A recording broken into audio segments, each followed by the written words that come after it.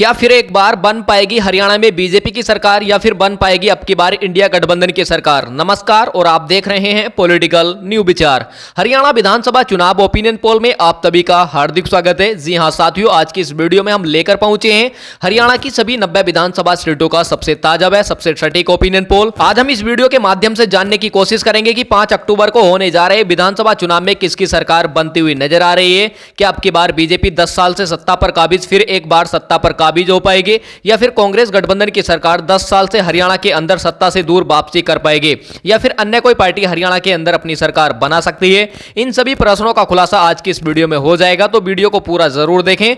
यदि आप चाहते हैं कि हरियाणा की राजनीति में अब की बार क्या रहने वाली है समीकरण, तो आज की इस वीडियो में आपको पूरा पता चल जाएगा। क्योंकि जैसा कि आप सब जानते हैं, भारतीय जनता पार्टी से जननायक जनता पार्टी ने अपना गठबंधन तोड़ लिया है। वहीं ओम प्रकाश चौटाला की पार्टी इंडियन नेशनल लोकदल ने मायावती की पार्टी बहुजन समाज पार्टी के साथ अपना गठबंधन कर लिया है और दुष्यंत चौटाला की पार्टी जननायक जनता पार्टी ने चंद्रशेखर आजाद की पार्टी आजाद समाज पार्टी से अपना गठबंधन कर लिया है। तो हरियाणा की राजनीति में लगातार दलित वोटरों को अपने पक्ष में करना ही यही हरियाणा की राजनीति का सबसे बड़ा खेल देखने को मिल रहा है। और मैं आपको बता दूं कि हरियाणा के अंदर जाट संप्रदाय अब की बार इंडिया गठबंधन के साथ आता हुआ नजर आ रहा है। तो आप जानते हैं कि किस पार्टी को कितनी सीटें किस जिले में मिलती हुई नजर आ रही हैं, पूरा विस्तार से चर्चा करते हैं। तो देरी ना करते हुए वीडियो को शुरू करते हैं और जानते हैं कि अब की बार हरियाणा के अंदर कौन सी पार्टी अपना मुख्यमंत्री बनाने जा रही है। ये कहें कि अब की बार 46 सीटों के जादुई आंकड़े को पार करके अपनी सरकार बनाने जा रही है। तो चलिए हम सबसे पहले हरियाणा के पलवल जिले से शुरुआत करते हैं। पलवल जिले में विधानसभा की कुल 3 सीटें आती हैं। आप देख सकते हैं कि पलवल की सभी 3 विधानसभा सीटों का जो ओपिनियन पोल सामने आया है, देखा जा रहा है कि पलवल की सभी 3 विधानसभा सीटों में से बीजेपी की बात करें तो यहां 1 सीट जाती नजर आ रही है। वहीं इंडिया गठबंधन की बात करें तो 2 सीटें, अन्य पार्टी का यहां खाता खुलता हुआ नजर नहीं आ रहा है। आप देख सकते हैं कि पलवल की सभी 3 विधानसभा सीटों पर इंडिया गठबंधन को फायदा मिलता हुआ नजर आ रहा है, जबकि बीजेपी को यहां 1 सीट मिलती हुई नजर आ रही है। अब बात करते हैं इसी के साथ हम झज्जर जिले के। झज्जर जिले में विधानसभा की कुल 4 सीटें आती हैं। आप देख सकते हैं कि झज्जर की सभी 4 विधानसभा सीटों का जो ताजा सर्वे ओपिनियन पोल सामने आया है, जो अनुमानित आंकड़े सामने निकल करके आए, देखा जा रहा है कि झज्जर की 4 विधानसभा सीटों में से बीजेपी की बात करें तो 2 सीटें, वहीं इंडिया गठबंधन की बात करें तो 2 सीटें जाती नजर आ रही हैं। अन्य पार्टी का यहां खाता खुलता हुआ नजर नहीं आ रहा है। अब इसी के साथ बात करते हैं अगले जिले कुरुक्षेत्र की। कुरुक्षेत्र में विधानसभा की कुल 4 सीटें हैं। आप देख सकते हैं कि कुरुक्षेत्र की सभी 4 विधानसभा सीटों का जो ओपिनियन पोल सामने आया है, देखा जा रहा है कि यहां बीजेपी गठबंधन और कांग्रेस गठबंधन के बीच मुकाबला टक्कर का देखने को मिल सकता है। अन्य पार्टी का यहां भी खाता खुलता हुआ नजर नहीं आ रहा है। तो कह सकते हैं कि कुरुक्षेत्र की सभी 4 विधानसभा सीटों पर एनडीए व इंडिया गठबंधन के बीच मुकाबला टक्कर का देखने को मिल सकता है। अब बात करते हैं इसी के साथ हम गुड़गांव जिले के। गुड़गांव जिले में विधानसभा की कुल 4 सीटें आती हैं। गुड़गांव की सभी 4 विधानसभा सीटों पर जो ताजा सर्वे ओपिनियन पोल सामने निकल कर गया है, देखा जा रहा है कि गुड़गांव की सभी 4 विधानसभा सीटों में से बीजेपी का यहां खाता खुलता हुआ नजर नहीं आ रहा है। आप देख सकते हैं कि गुड़गांव की सभी 4 विधानसभा सीटों में से इंडिया गठबंधन के खाते में 2 सीटें, जबकि अन्य पार्टियों की बात जो हरियाणा की क्षेत्रीय पार्टी है उसके खाते में यहां 2 सीटें जाती नजर आ रही हैं। तो कह सकते हैं कि गुड़गांव जिले में बीजेपी को झटका लगता हुआ नजर आ रहा है। अब बात करते हैं इसी के साथ हम हरियाणा के अगले जिले अंबाला जिले के।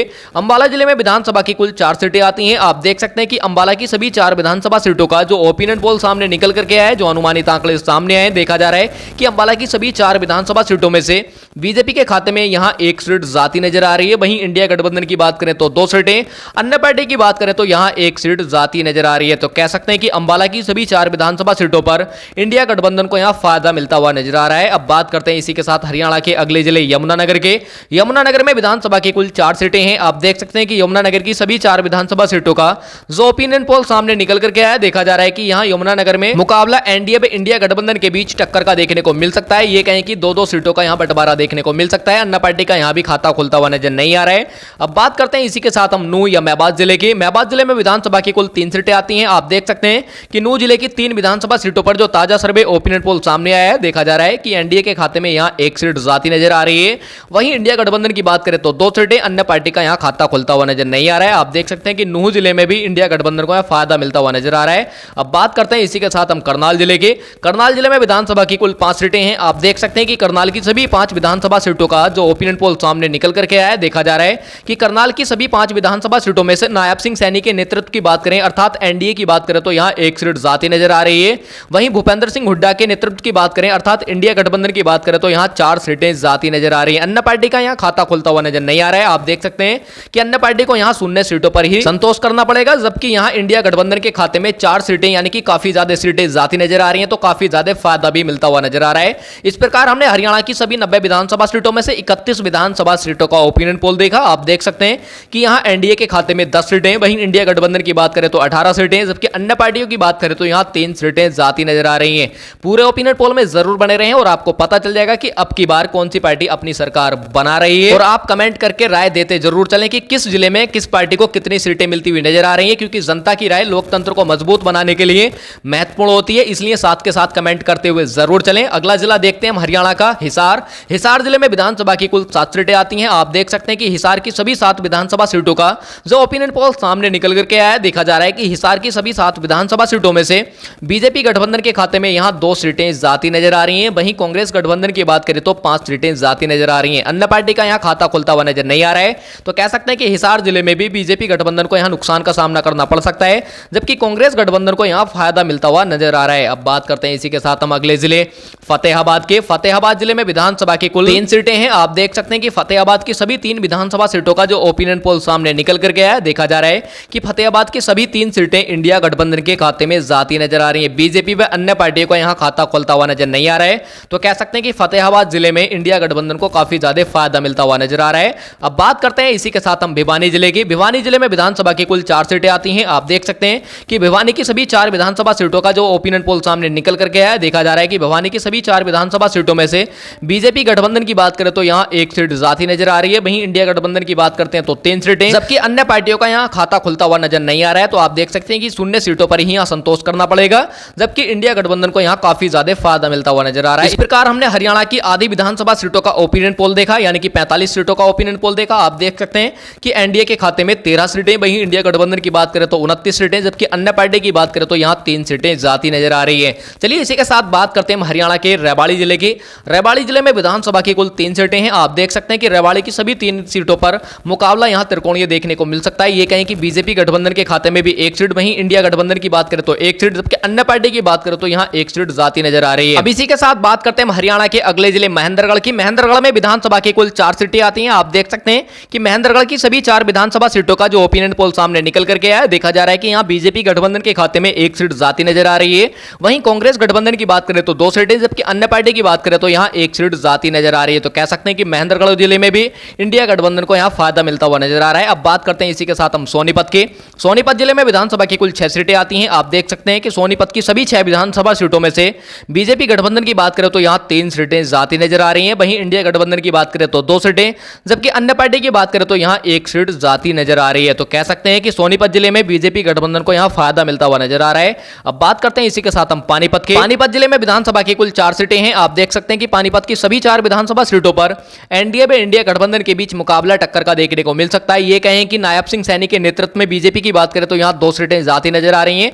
वहीं भूपेंद्र सिंह हुड्डा के नेतृत्व की बात करें तो यहां कांग्रेस के खाते में 2 सीटें जाती नजर आ रही हैं। अन्य पार्टी का यहां खाता खुलता हुआ नजर नहीं आ रहा है। तो आप देख सकते हैं कि पानीपत की सभी 4 विधानसभा सीटों पर मुकाबला बहुत ही टक्कर का देखने को मिल सकता है। अब बात करते हैं इसी के साथ हम चरखी दादरी के।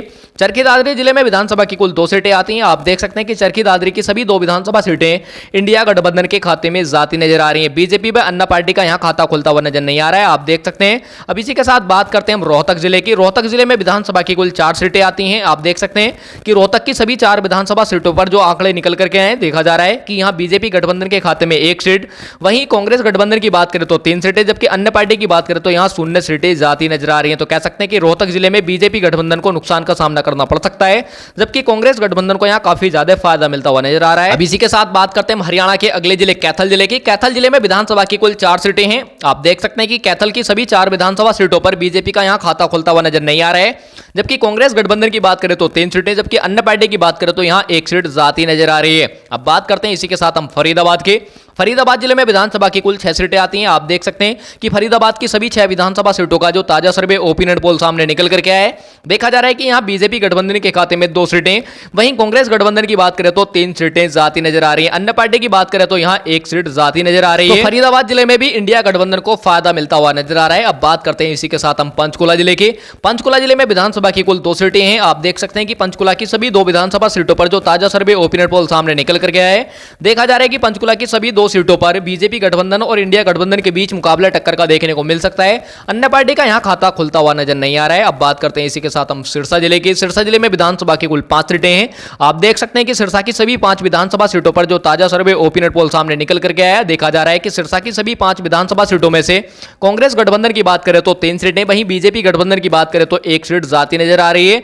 अन्य पार्टी की बात करें तो यहां 1 सीट जाती नजर आ रही है। तो कह सकते हैं कि सिरसा जिले में भी बीजेपी गठबंधन को नुकसान का सामना करना पड़ सकता है, जबकि कांग्रेस गठबंधन को यहां फायदा मिलता हुआ नजर आ रहा है। अब बात करते हैं इसी के साथ हरियाणा के अगले या अंतिम जिले जींद जिले के। जींद जिले में विधानसभा की कुल 5 सीटें आती हैं। आप देख सकते हैं कि बीजेपी गठबंधन के खाते में यहां 2 सीटें जाती नजर आ रही हैं। वहीं कांग्रेस गठबंधन की बात करें तो 2 सीटें, अन्य पार्टी की बात करें तो यहां 1 सीट जाती नजर आ रही है। तो कह सकते हैं कि जींद जिले में एनडीए व इंडिया गठबंधन के बीच 2-2 सीटों का बंटवारा देखने को मिल सकता है, जबकि 1 सीट अन्य पार्टी के खाते में जाती नजर आ रही है। तो आप देख सकते हैं कि हरियाणा की सभी 90 विधानसभा सीटों का हम ओपिनियन पोल देख चुके हैं, जिसमें से देखा जा रहा है कि एनडीए के खाते में 27 सीटें, वहीं इंडिया गठबंधन की बात करें तो 53 सीटें जाती नजर आ रही हैं। अन्य पार्टी की बात करें तो यहां 10 सीटें जाने का अनुमान है। तो इस ओपिनियन पोल के आधार पर अब की बार हम कह सकते हैं कि इंडिया गठबंधन हरियाणा के अंदर अपनी सरकार बना सकता है, क्योंकि यहां 40 सीटों के जादुई आंकड़े को पार करके इंडिया गठबंधन के खाते में 53 सीटें जाती नजर आ रही हैं। और मैंने वीडियो के शुरू में ही आपको बताया था कि हरियाणा के अंदर किसी भी पार्टी को अपनी सरकार बनाने के लिए 40 सीटों के आंकड़े को पार करना होता है, जबकि इंडिया गठबंधन के खाते में 53 सीटें जाती नजर आ रही हैं। तो इस ओपिनियन पोल के आधार पर अब की बार हम कह सकते हैं कि राहुल गांधी और भूपेंद्र सिंह हुड्डा के नेतृत्व में यहां इंडिया गठबंधन अपनी सरकार बना सकता है। और साथियों, आपको क्या लगता है हरियाणा के अंदर किस पार्टी की सरकार बनेगी? कमेंट करके जरूर बताएं। और आप ये कमेंट करके जरूर बताएं कि आप कौन से जिले से देख रहे हैं और आपके कौन से जिले में कौन सा उम्मीदवार जीत रहा है, यह कमेंट करके जरूर बताएं, क्योंकि हमें एक सटीक ओपिनियन पोल निकालने में मदद मिलेगी। तो इसलिए कमेंट करके जरूर बताएं। और आप इस ओपिनियन पोल से कितने सहमत है, यह भी कमेंट करके जरूर बताएं, क्योंकि जनता की राय लोकतंत्र को मजबूत बनाने के लिए महत्वपूर्ण होती है।